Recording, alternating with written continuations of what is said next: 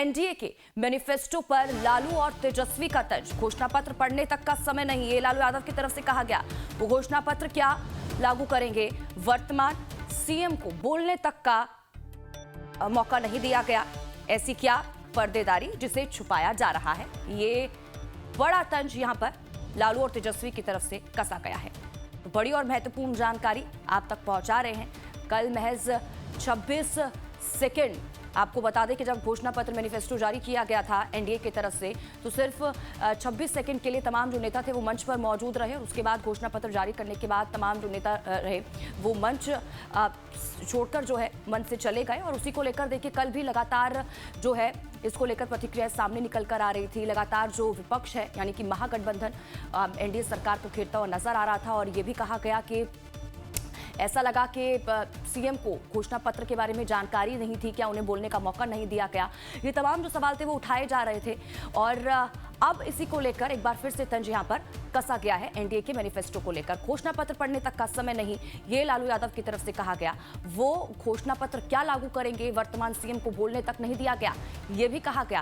क्योंकि देखिए जब 26 सेकंड में घोषणा पत्र जारी किया गया, फोटो सेशन हुआ और उसके बाद तमाम जो नेता निकल गए, उसके बाद डिप्टी सीएम सम्राट चौधरी की तरफ से संक्षेप में मैनिफेस्टो को लेकर जानकारी दी गई थी। और तब भी लगातार ये सवाल खड़े किए जा रहे थे। तो देखिए ट्वीट लालू यादव की तरफ से यहां पर किया गया है। जिन लोगों को अपना घोषणा पत्र पढ़ने तक के लिए समय नहीं है, वो लोग उस घोषणा पत्र को लागू कर ही नहीं सकते। उनका इतिहास और वर्तमान ये सिद्ध भी कर चुका है। इसीलिए जनता अब संकल्प ले चुकी है कि महागठबंधन के प्रण को चुनेंगे, जनता की तेजस्वी सरकार लाएंगे। एनडीए का सॉरी पत्र नकार चुका है बिहार।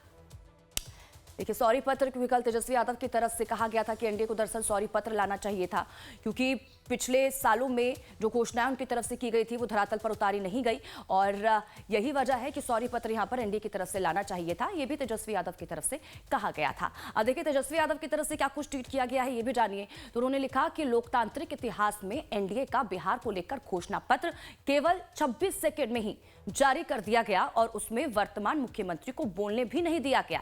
ऐसी क्या पर्देदारी और ऐसा क्या रिश्ता जिसे हर जगह छुपाया जा रहा है, ये यहां पर सवाल भी उनकी तरफ से खड़ा किया गया। और वहीं कल तेजस्वी ने एनडीए के संकल्प पत्र पर क्या कुछ कहा था, आइए आपको ये भी सुनवाते हैं।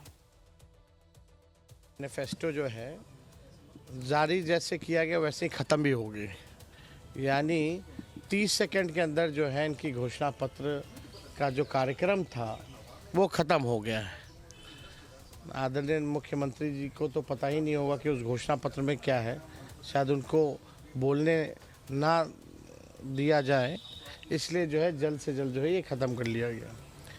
लेकिन हम तो कहना चाहते, जो हमने घोषणा पत्र देखा, एनडीए के लोगों को सॉरी पत्र लाना चाहिए और बिहार के 14 करोड़ जनता से सॉरी बोलना चाहिए था कि 20 साल से भी राज करने के बाद भी सबसे गरीब राज्य बिहार, कोई कारखाने नहीं, कोई निवेश नहीं, हर सेक्टर में जो है ये सरकार फेल रही, इसलिए इनको सॉरी पत्र लाना चाहिए था। और अगर इनका 20 साल का जो झूठा जुमला अगर आप लोग देखें, जो वादे इन्होंने किए थे 20 साल से, हर घोषणा पत्र 20 साल तक का जितना इन्होंने घोषणा पत्र लाया है, वो घोषणा पत्र भी कहता हुआ कि हमारा क्या हुआ, हमारा क्या होगा।